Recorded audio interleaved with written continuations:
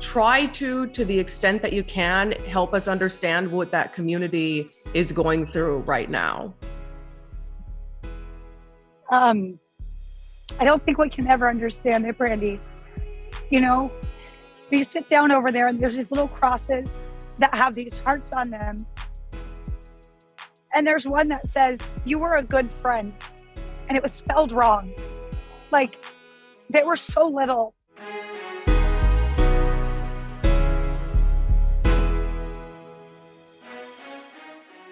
Ali, I know it's been a busy couple days, so I appreciate you taking the time to join us.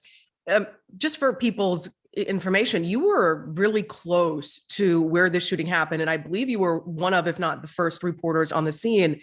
Is it because you were down there covering immigration, right? Yeah, actually, I got one of my sources had messaged me, Brandi, and he was actually on a flight heading to another country and started getting calls that there was a shooting at his son's school. And so he messaged me and said, "We can't find my son." And I said, "I'm on my way. I'll go help you. I'll go find him." And it wasn't even, really to cover it. At first, it was just to support one of my sources, one of the agents I've been working with for quite a while. And that was one of the hardest text messages I think I've gotten in my life. And so we have some video here that we'll play. You started going live as soon as you got there. Take me through what you saw, but also, did you realize the magnitude of it in that moment? Absolutely not. So most people, especially in this community, and even parents, thought it was a smuggling pursuit and a bailout. That's what everybody thought. It's unfortunately pretty standard here. They've gone on lockdown several times, Brandi, over the last couple of months. Every parent thought it was another lockdown because of a pursuit. So there's so much apathy going on here and disconnect, right? And then they didn't even hear it was an active shooter for 20 more minutes. And so, when that first happened, there was this immigration tie that wasn't, right? Because Border Patrol was also responding. So there were a lot of assumptions that it was connected to that, and it was not. So when I first arrived on scene, I actually walked right up to the staging area where all of the law enforcement were at the funeral home. They had no perimeter set up yet. That's how early I had gotten to that scene. I watched the helicopters take off that we know now had airlifted students and teachers out of there that were in more critical and more serious condition. But we had, at that point, there was speculation and conversation that 2 children might have died at that point, but there was nobody to confirm anything. No PIO was on scene to talk to me. I was just walking around trying to get information. And by the grace of God, I ran into another one of my sources that I'd been working with, and he had confirmed that there were several deaths, but that was not the grace of God part, obviously. But the fact that they were there to respond was because of the immigration crisis. That quick response in this tiny community, they were all here because they were deployed out here because of the uptick in human smuggling and drug smuggling in this community. So tell me, as you arrive and, no one really outside fully grasps the gravity of the situation, tell me about how the scene changed when it became clear what kind of tragedy they were dealing with. So, I mean, there were obviously the law enforcement that were there were aware of the magnitude at that juncture. At the time I arrived, I believe that based on the timeline, the shooter was down. But at that time, we were told the shooter was in custody. So, of course, things had, changed pretty rapidly. But I was talking to one gentleman who had blood on his shirt. I mean, that's how quickly, things were really transpiring. And then all of a sudden, they started putting out the perimeter. They started pushing me back. About 3 minutes later, they pushed me back again. And so, but, at that point, things had obviously become more serious for what was coming to light for them as well, just based on the perimeters that they were setting. I want to talk to you about one issue that's come to light, and that is the very questionable police response to this incident. I know you were very well sourced. I would argue you're probably one of the most well sourced journalists in the country in that particular area of the country. They have been criticized heavily for not entering that classroom sooner. Right. What can you tell me about the criticism that the police are getting and the response the police are giving to that criticism? So to start, I think it's really important to relay what a lot of my sources have conveyed to me about frustrations about how this is being handled, because we spent an entire day solely focusing on the response of the police, and we forgot why they were there in the first place, right? We didn't talk about the gunman for almost an entire day. We just talked about the response. And so a lot of law enforcement individuals are frustrated because they're like, how did we forget that we didn't pull that trigger, that we aren't the bad guy, that we were there because of someone taking the lives of innocent children, right? And so that's, to start. But secondly, one of my agents, one of my very, I call him a friend. We've been working together for months at this point. He was one of the ones that saw everything. He was one of the ones that went in there. And I asked him what he saw. I said, did they block you guys out? Because he's on the federal side. Did they make you stay out? And he said, at that point, no. He went in there and he saw all the guns drawn at that barricaded door at that point. And he said that they all had their guns drawn. They were taking fire as well. And that is one of the things that prevented them from going in. There were 2 officers down. They were worried that, if they went in there and more officers went down, that this gunman would be able to get out and hurt more people. So that's something that they had to assess as well. I'm not sticking up for the response. I'm just relaying what they said. I can't imagine what those parents felt and what happened and what to learn that. I don't know. But to understand that they didn't know the situation to the capacity, because here's the other piece. 911, the dispatch, they were not relaying these calls coming in from these children and teachers that they were in that room and still alive. That was a disconnect in communication. I heard that straight from DPS yesterday, that they don't know, and they're digging into that. Why didn't they relay that information? Now, one thing I do know, though, is there is a massive disconnect between the agencies. I've been witnessing that along the border for 9 months. The sheriff doesn't know what's going on in their own communities with Border Patrol because the federal and state response are not communicating. So they are looking into why those 911 dispatch calls were not relayed in a timely fashion to allow that commander on the ground to know that there were children alive in that room at that time. At that time, they were taking the gunfire. And so they had a lot of things to assess. And that was the assessment that was made. So the agent that I know, he had said, they were standing there with their guns drawn and he needed to do something. So he went out. He said there were about 19 people. He said there were already enough people in that room. Outside of that room. And so he went outside and started breaking the glass outside with his baton. And he was the one who kind of started that, said, we need to do something. We need to get these kids out. They started numbering the windows, which one the shooter was in, which one the kids were in. And they started pulling people out through those broken glass windows. He showed me his arms are all cut up. He showed me his glass sharded baton.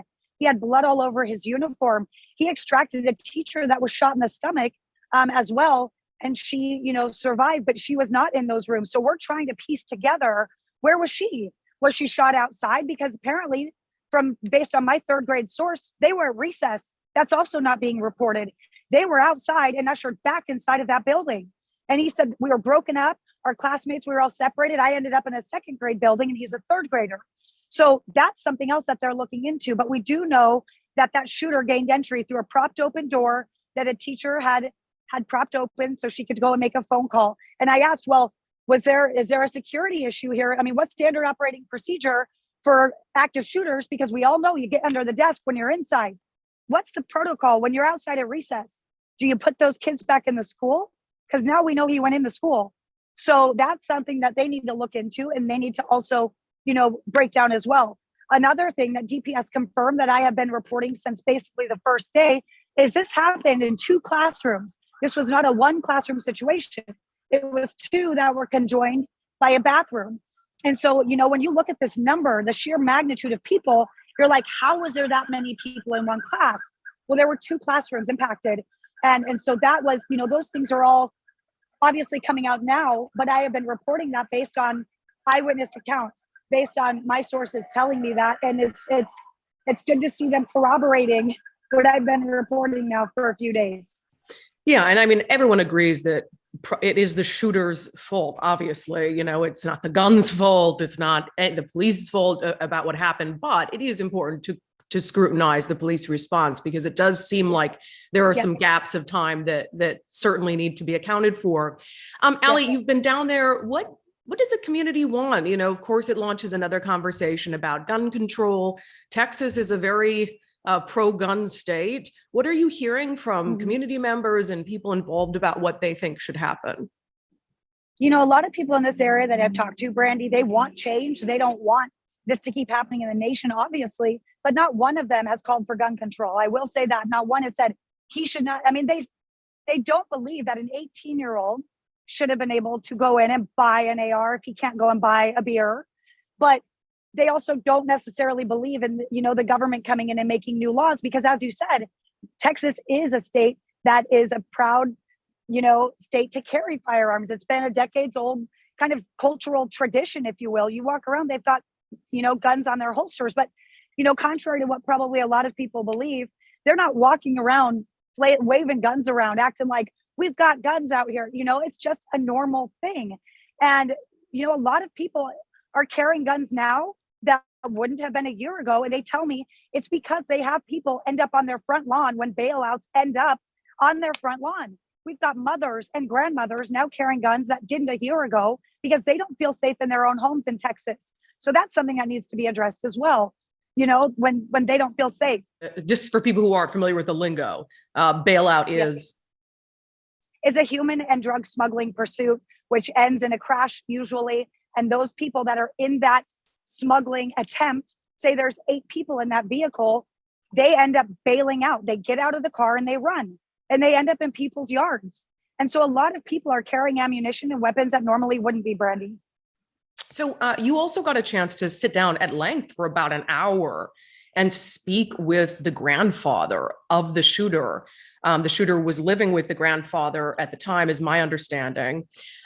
First of all, what was his kind of demeanor like? And also you talked to him about gun control and that debate, correct?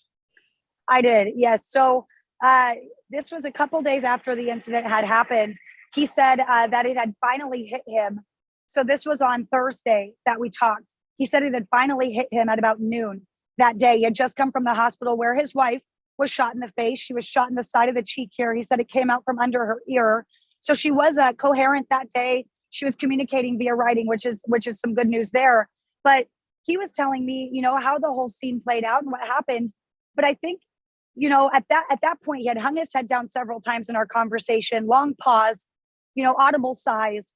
And something I think a lot of people in our country don't understand, especially in Washington State, because it's very different than Texas, is Texan men and also a lot of Hispanic men don't convey emotions the way that a lot of other people do. They don't openly discuss sadness and fear and mental health challenges. That's a normal thing for them here. So for people to criticize, his response, I know we would all like to see someone break down in tears and just be a puddle, right? I know we want to see that. But I can tell you, after sitting with this man for over an hour, he did get misty-eyed several times. I did stay with him and pray. He cried during that time. He prayed for my safety. He prayed for this community. He is a God-fearing man. He said that he read his Bible often out loud and hoped that his grandson would hear it. And he said it went in one ear and out the other, probably. And he said his grandson obviously wasn't a God-fearing man because of what he did. But when I asked him if he knew about the weapons and what he brought to the scene, he said, I don't know what he brought to the scene. I explained what he brought. And he goes, well, I don't know. And I said, no, that's what he brought. That is what is being reported by police and confirmed by police. And he shook his head. He did not agree with what happened from what I could tell. And again, that is from sitting with him at length for over an hour, just reading him and listening to him. He was very, very emotional about how he felt about guns. Take a listen to what he had to say there. I despise guns. I'm against weapons, against guns, especially all those big guns that they sell. So, Brandi, I think it's also important here to disclose that Roland, his grandfather, also did spend time in prison. He spent 13 years in prison well before his grandson was born. I asked him if he was in prison, did that impact his situational awareness? Was that something that influenced him? He said it was well before the grandson was born, but it was for drug transporting charges. So if he had guns in that house or in his vicinity, in his presence, then he would go back to jail for 10 to 15 years. So that was something that he was very adamant was not in his house. Now I said, well, could it have been in the mother's house that they also owned, though, which could come back to him because he owned that house. So that was a nearby home that the mother was living in. The grandson was living in that home up until March. And so he said he went back and forth from that house. I said, so could the guns have been hidden there? Could they have been hidden in your backyard? And he said, it's possible, but I don't know. And he said, I should have paid more attention. I was always working. I didn't ask the right questions. He should have talked to somebody. He said all of those things to me. And so, I don't believe that he was complicit in this from what I saw. Now, could that come out later? Absolutely. But when it comes down to gun control, I specifically asked him if he thought that would help. Listen to this. So do you think that gun control would have made a difference with your grandson? Well, no. And yes, in a way, yes, because it's like this gentleman told me this morning, they don't want to sell you beer till you're 21, but they can sell you guns at 18. And he had just turned 18 on Saturday? No, not Saturday, last week. I don't know which day. Last week sometime. So he didn't turn 18 and then go get the gun that same day? No, they told me that he went Sunday. So, speaking with him and understanding really everything that he was going through, again, he had said, I haven't slept. I haven't changed my clothes. He goes, I took my medication today. No. Yesterday. No. What day is it? I mean, he didn't even know which way is up, Brandi. So, when we sit here and we scrutinize his lack of empathy, if you will, and lack of emotion, this is his community. He knows all the grandparents. He said he doesn't know what to do. He doesn't know even how to reach out to them. He feels awful. He went to Robb Elementary. He's lived here his whole life outside of living in Chicago for a few years. So this is his home, and he does not know how to move forward. He went back to work yesterday because he said that's the only thing he knew what to do. Now, a lot of people are asking, why wasn't he with the grandmother? His wife was shot. He was. He had to come home because they were receiving threats on his home. So he had to come home to secure his home. He put up a 2x4, which there's a video that I shared with you that you can use there to show that, to prevent people from breaking into his home. He was going back to the hospital the next morning. So unfortunately, I had to leave his wife's side because he was getting threats on his home and the security of his home. There's also been questions about where someone that young, who I think worked in a fast food restaurant, would have gotten the money to be able to buy not only the guns, but the ammunition. For anybody who owns guns, ammunition is really expensive. So are we any closer to understanding that? I have a little bit of insight there that unfortunately isn't being really reported either. But I do have a former military person that broke down the cost of what that all would have cost. And he said about $5,000. And so when you sit there and someone does not have friends, does not have a license to drive, does not know how to drive, does not have a phone bill, which we know that he had a conversation with his grandmother about being on the phone plan, did not have rent. He worked at a minimum wage job, yes, up until about a month ago. But a week later, he started picking up jobs with his grandfather. His grandfather owns an HVAC company. He does air conditioning stuff all around. He goes all the way up to San Antonio. So he does that kind of work. He paid him about $75 or more for a job. And he said, but he also said that he would work double shifts sometimes at Wendy's. I know that's not also being reported very widely. And so, this kid didn't have bills. He didn't have anything that he needed to spend money on. He was always home. The grandpa said every time he got home from work, he was there. And so the other thing, the grandfather showed me, he had a lot of cash in that house for jobs. He got paid in cash. They just sold a trailer for $5,000. Now that cash was there. So could the kid have been skimming money off of the top from grandpa for a couple of days without even knowing? Maybe. Here's the other thing. The grandfather confirmed to me that there was over $500 worth of his equipment and tools that were stolen, that were missing. And I said, could he have taken that and sold it? And he said, no, he's not a thief. He couldn't do that. He also didn't think he could kill 19 innocent children and 2 teachers. So those are things that are not being reported. And that helps us piece together how he could have potentially had that much money. Well, and it makes me wonder, if he had been saving, for instance, how long had he been planning for this? And so those are all questions. That's really good insight, though. Allie, let's end with this. You are at a memorial right now. I think that's what's happening behind you. Try to the extent that you can, help us understand what that community is going through right now. I don't think we can ever understand it, Brandi. You sit down over there and there's these little crosses that have these hearts on them. And there's one that says, you were a good friend. And it was spelled wrong. Like, they were so little. And that's just perspective, right? But those innocent little ones, and this community will never be the same, never be the same. But I will tell you this, they are adamant that they do not want this to define them, that they are strong as a community and that they come together as a community. And working down here for the last 9 months in these areas, I can say that's absolutely true.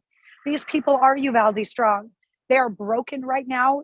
The pain, the suffering, the tragedy is palpable.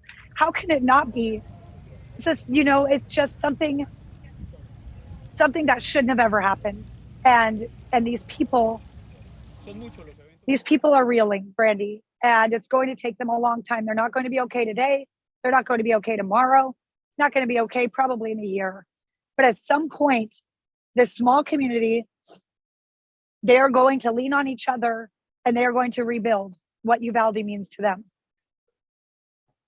Ali, well, I appreciate it. You've been doing really important work. I know it's difficult on you. You're a soft-hearted person. I don't mean that as an insult, but I think it makes you a good journalist too. So we appreciate you being down there and taking the time to fill us in on what you know. Thank you, Brandi.